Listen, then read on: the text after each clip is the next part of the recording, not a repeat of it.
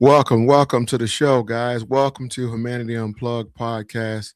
I'm your host, Jermaine McCrimmon, and we are glad to be here one more time and again.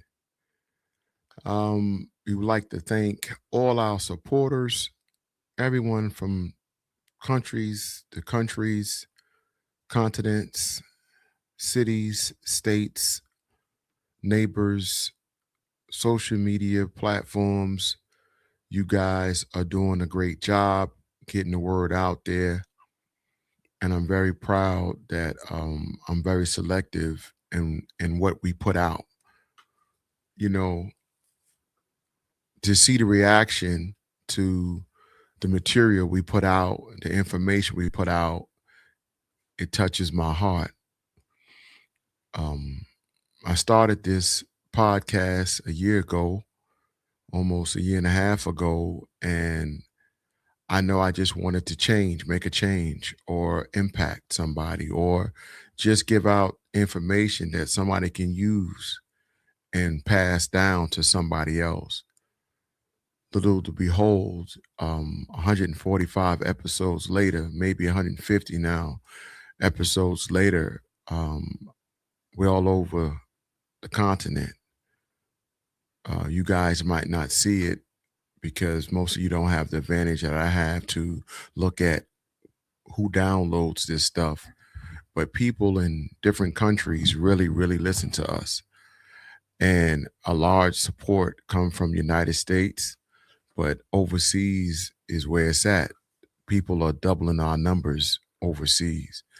A lot of information that we give out is just that. It's information. It's just things that make keep your eye peeled and to know what's going on in the world, in the society, and we all living. We all just trying to be around and blend in with each other. And when one country suffers, we all suffer. When one life is lost, all lives are impacted. And if you don't think so, just look at the economy, look at your community, look at what goes on each and every day in your neighborhood. It's impacted.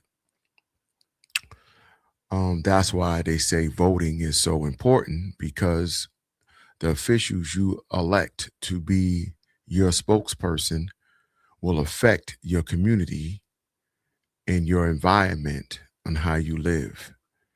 Because if you put somebody that's not for the people in charge, then you're looking for a rough, hard run with that person elected as an official for you. It's very important that people pay attention to who's getting elected or being pushed by the machine or just in general, um, because that's where we're headed. Normally, when you see certain people being pushed, certain things change and shift.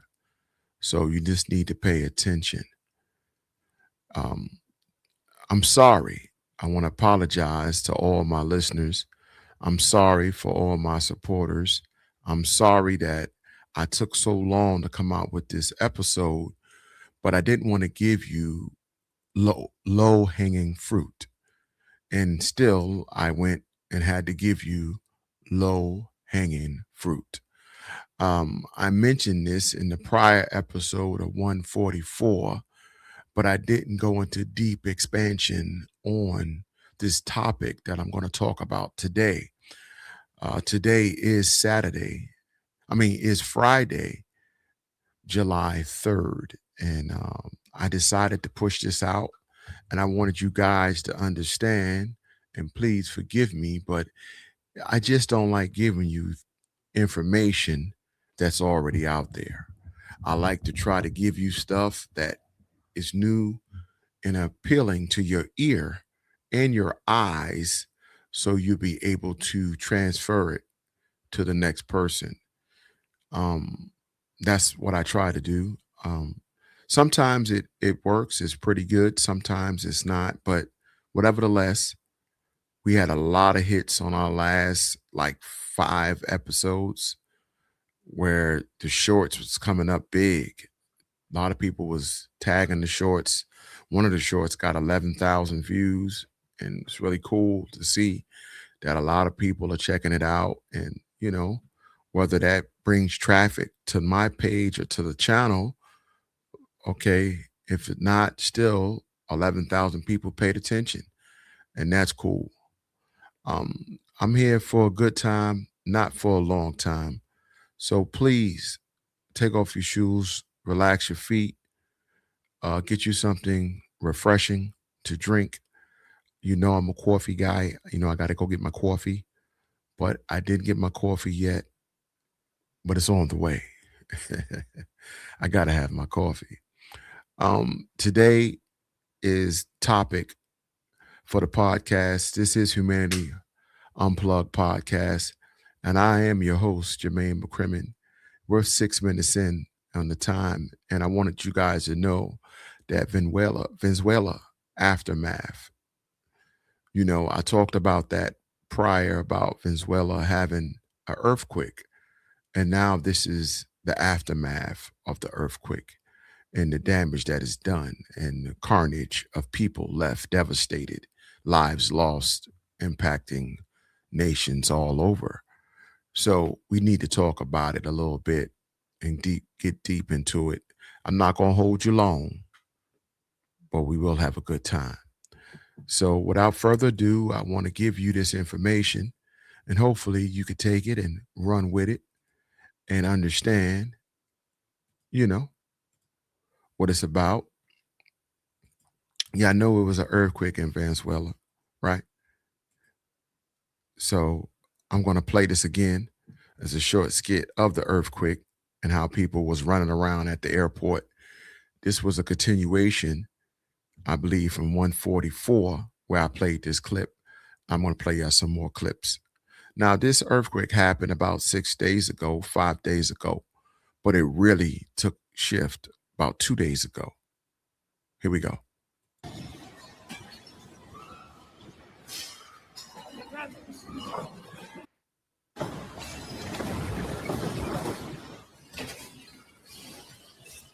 It's just things shaking, people going crazy, running around at the airport.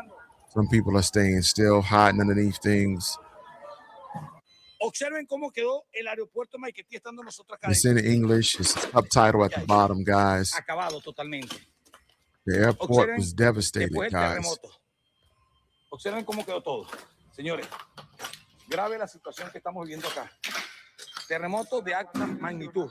Miren cómo quedó todo. Pueden observar, yo grabé. All the baggage claims, everything, all the tile from the ceilings is falling down.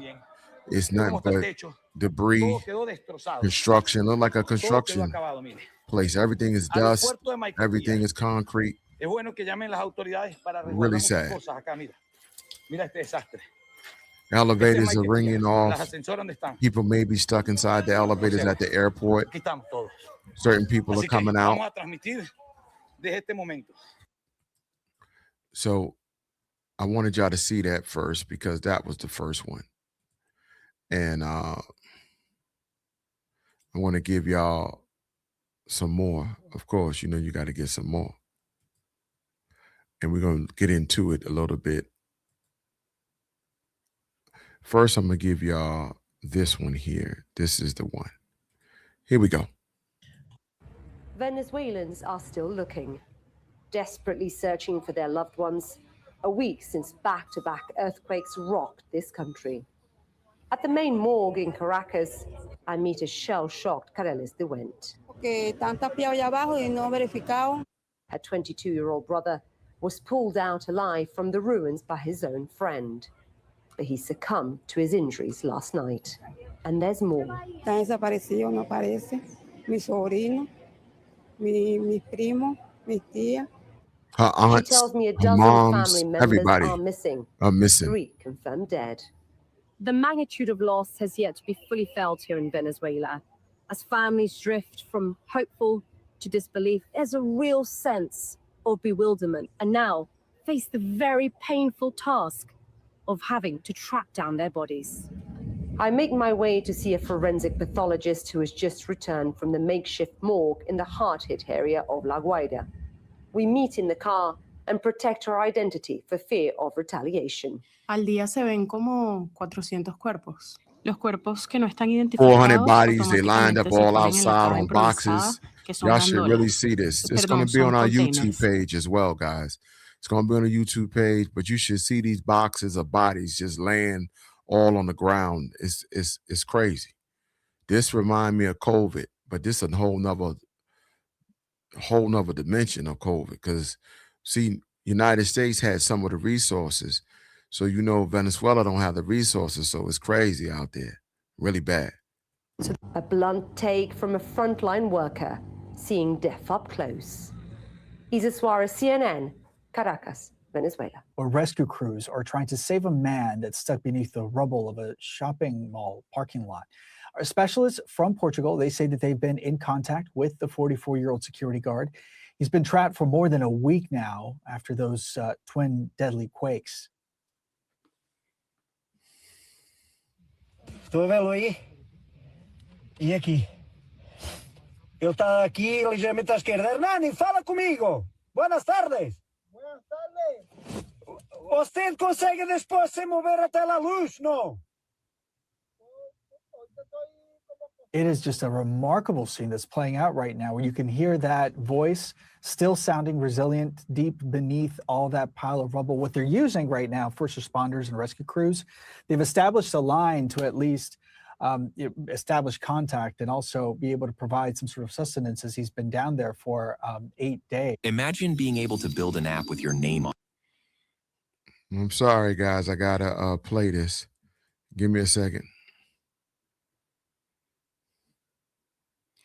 It's unfortunate, but, you know, they got to pay the bills. Here we go. International crews, they are helping to make many other rescues as well, but this does come as the death toll has now risen to almost 2,300 people. About 2,000 U.S. troops are also assisting local volunteers in the search for the missing there. And they say that they were fully focused on saving lives until they're told to leave. And the search continues for a group of Venezuelans who had just arrived back in their country after being deported from the United States the day that the quakes hit. They were staying at a hotel in La Guaira, which collapsed in the disaster. Some did manage to escape, but others are still missing, and their family members are waiting nearby for any updates. CNN contributor Stefano Pozzebon reports. It's been a week since a double earthquake devastated Venezuela. But for Ninoska Gutierrez, the pain feels very fresh. My legs were straight, but I had a beam on top of me, trapping me. I couldn't feel my legs. She said she escaped miraculously with just minor injuries, scrapes and bruises, slipping from under the rubble and walking for 2 miles before finding help. But this latest tragedy, part of an endless list of blows. She fled Venezuela's economic crisis in 2018 and had been living in Minnesota as an undocumented immigrant since 2024. This year, 2 U.S. citizens died for defending us. The U.S. administration really made a mess with the migrants. Scared by the unrest in Minneapolis, she moved to Miami, where after an incident with her daughter, she was arrested, charged with a misdemeanor, and transferred to ICE custody. I was held for 7 days in the worst conditions you can imagine. They treat us like animals. Deported on June 24, she and other 145 migrants landed in Caracas just hours before the tremors began. They took our handcuff off. Thank God, because finally I was going to be free. Gutierrez and the others were in this hotel when the walls began to shake, the floor crumbling under her feet. I mean, when you got out of there, what did you see? I couldn't believe it. I don't know if I was conscious or not. Everything was so fast, and I asked God, why did you allow this? Venezuelan authorities are yet to say how many of the 146 deportees died in the earthquake. Many are still missing. In a statement to CNN, ICE said that when an individual is no longer in ICE custody, the agency is no longer responsible for them. At home, Gutierrez is somehow trying to rebuild her life. She reconnected with her daughter, Oriana. a daughter she had not seen in 4 years. And in signs that life goes on despite the tragedy, her niece has just given birth to a healthy baby. Stefano Pozzebon, CNN, Barquisimeto, Venezuela. In a few moments, you'll hear from a member of one humanitarian group, and she'll discuss what it will be like eventually transitioning from rescue to the solemn task of recovery. But meanwhile, communication blackouts in Venezuela and a lack of information, they are making the anxiety just so much worse for family members that are stuck thousands of miles away. CNN's Carolina Peguero spoke with a mother in Miami who's desperate to find her son, who's likely caught in the earthquakes. You can't imagine what it's like not knowing, because I'll be honest with you, if at least I knew something. It's been so many days, not here, not there, not anywhere. Forgive me, I can't speak. Clenching to her rosary, Mariana Campero says she will not lose hope or faith that her son, Levi Alfredo Carrizo Campero, and his wife, Valentina Maria Angulo, are found. He's alive there, in a hospital, anywhere. I'm not going to lose faith. I have to be strong. He's my son, and there are miracles. I ask God to help me, to help all of us, all Venezuelans who are going through this. We don't deserve it. The young couple had moved to the state of La Guaira 2 years ago, looking to build a new life and start a family. They bought an apartment in the Coral Bella building, located right on the coast. He left for love, because she has a son. He was in La Guaira, she's from La Guaira, and he's from Valencia. Today, a week after the tragedy, only rubble, concrete slabs, and twisted metal remain after the earthquakes on June 24th shook the nation. The last thing we knew is that they were at home. After that, I tried to contact him several times, but there was no response. The last time I spoke with her was Saturday, and I'll tell you something. Don't leave a message to answer later. The next time I wrote was, "Friend, are you okay? Friend, are you okay?" And I'm still waiting for her response. Mariana Blanco, a friend of Valentina, and the family have only been able to communicate through this chat from Miami. She is calling on the Topos of Mexico to help find them. Because of the frequency of these tragedies, you are the most trained. For the lives that are still there, please help us. According to Mariana, neighbors and relatives of the nearly 20 families who lived in the Coral Bella building have not received the machinery and equipment or necessary assistance, something that makes the search efforts and signs of life even more difficult to trace. We need shovels, cranes, gloves, masks, and we need... That's the thing, guys. You can rescue people if you got the resources. If you don't really have the resources, how can you put together a legit rescue team? You can't just move this concrete and stuff with your hands. Need those rescue teams. While Levi Alfredo's mother, who is here in the U.S., Carolina Peguero, CNN, Miami. Lois Pace is the regional director for the Americas at the International Federation of Red Cross and Red Crescent Society, as well as the former director of the U.S. Department of Health and Human Services Office of Global Affairs. Lois, thank you so much for taking the time to update us. Thank you, Paula, for having me. So you're there in Caracas, Lois. I wonder if we can get started with an update on the IFRC's humanitarian mission there in Venezuela. We're just over a week now since that awful tragedy. What are the priorities? Well, the priorities remain just taking care of the people who are affected. There are literally thousands who remain displaced. Of course, the government and other organizations and institutions have set up shelters to serve those thousands. We're providing food, health, and other services alongside a number of organizations that have come to Caracas. But yeah, the Red Cross is just really focused on ensuring we get to people where they are, not just in the hardest hit areas, but in all of the areas over the days and weeks to come. We've heard almost on a daily basis from people there. They have dispatched 17 metric tons of humanity supplies for Venezuela people. 17 metric tons. That's a lot of stuff, guys. It's a lot. Especially the Venezuelan people growing outrage with the government response. When it comes to groups from the outside that are coming in to step up to help, just how crucial is it to have that help from organizations such as yours and from other countries that have been flying in? It's been really important, and I think really a balm to the community and to the government, frankly. We've been welcomed with open arms on all sides. I think it helps that the Red Cross is just such a well-recognized institution, including here in Venezuela. There's, in fact, a law that really dictates how the Venezuela Red Cross works alongside the government as an independent, neutral, impartial institution, and that helps us really have the confidence of communities here, given our 131 years of existence and all of the volunteers that come from the communities themselves. What are the challenges, though, Lois, as you're out there working and trying to provide that relief? Oh, goodness. There have been some access challenges, although those seem to have... Your next breakdown could cost thousands. I'm sorry, guys. I got to play it. In a couple seconds, we'll be back to the scheduled program, and here we go. Endurance covers your... For people to process, we will start to recover bodies, remains. We want to do so in a safe and dignified manner for everyone. And so I just, need to pause and recognize the emotions around that, including for frontline workers.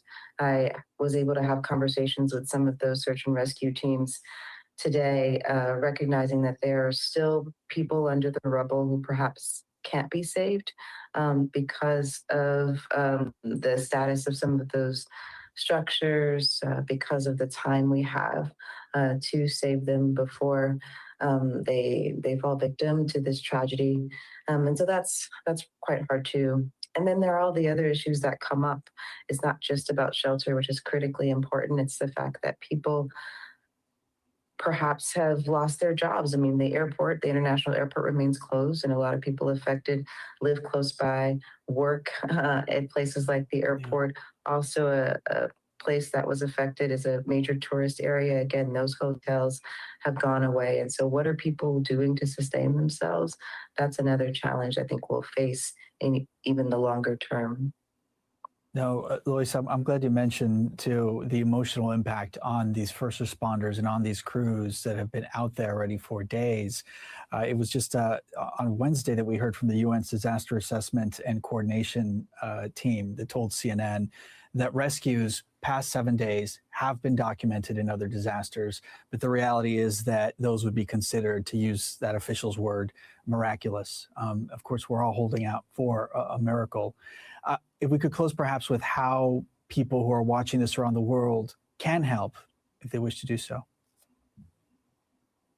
Well, thank you for asking that, Polo. We have been really proud to have launched an emergency appeal for funding. Funding really does go a long way in these situations. Of course, we have the people who are qualified to come in and do this work, and the Venezuela Red Cross, the other agencies and authorities involved are very clear about the goods and services they require.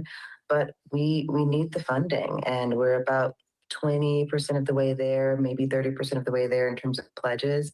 But given the long road ahead, agencies like Red Cross, Venezuela Red Cross, International Federation of Red Cross. People are out there in tents, guys, just in tents. They have no water, no food, just in tents, man. It's crazy. It's so sad. They require those resources to do more for the people of Venezuela in the short and long term. We are following some updates out of Venezuela, where rescue crews are trying to save a man that's stuck beneath the rubble of a shopping mall parking lot. In fact, just a short time ago, the crews, they gathered outside the access points to that site. You see them, they're preparing. The 44-year-old security guard, he has been trapped for more than a week now after last week's deadly earthquakes, and they've been able to make contact with him. Listen to this. E aqui? Ele está aqui ligeiramente à esquerda. Hernani, fala comigo. Buenas tardes. Buenas tardes. Você consegue depois se mover até a luz?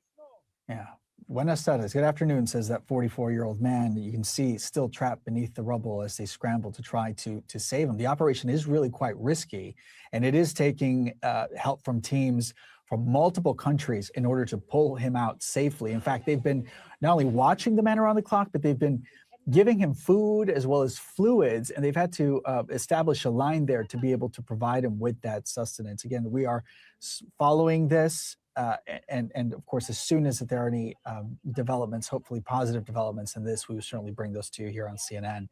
Meanwhile, the death toll in Venezuela, it has now risen to almost 2,300 people. Some families, though, you see, they are still holding on to hope that they can find their missing loved ones, even though they haven't been seen since the earthquakes hit over a week ago. But as unidentified bodies pile up in temporary morgues, it is clear that not all of those reunions will happen as they hoped. CNN's Isa Suarez reports from Caracas.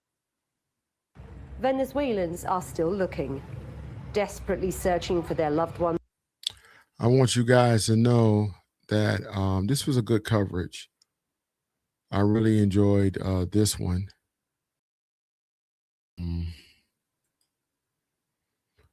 It's sad that the people of Venezuela is going through that, and recovery is very slow because the resources are terrible. You can't bring in machinery and the structure that's needed because they don't have the resources to do it. So a lot of the recovery is based on manpower and knowledge. And, Blue Cross Blue Shield is in that. I haven't seen FEMA at all. I don't know where's FEMA at, but no FEMA signs. I haven't heard nothing from FEMA to go over there and assist or bring some type of support. It looked like it's a lot of nonprofit and stuff like that donating money and giving to the cause. So let me know your thoughts, your prayers and how you feel about such an event like Venezuela and the aftermath of them having this two devastating earthquakes that hit. It shook up the world, and people have been missing now 7 days, 6 days, 8 days. And some people are still alive, buried underneath the rubble of concrete and metal. My thoughts can only go out to someone who hasn't seen or heard from their loved one. It's, my prayers. That's crazy. I don't know what I would do. I guess I can only say in conclusion is make sure you take the time to talk to your loved ones as much as you can, because you never know when they are reachable today and you can't reach them tomorrow. So those are my thoughts. And we have to roll with the dice that's given to us. I'm your host, Jermaine McCrimmon. This is Humanity Unplugged podcast. This is the 145th episode, Venezuela Aftermath. You decide, if you'd like to donate. I'm quite sure you can locate Blue Cross Blue Shield. You can locate probably Red Cross. You probably can FEMA. I'm quite sure there's other private entities that you might can donate to the cause to try to help people in need, such as the people in Venezuela, because they got a long recovery time coming. The structure is crazy. The houses, everything look like they're going to take 3 to 4 years to get back. Peace and God bless y'all. Protect yourself at all times.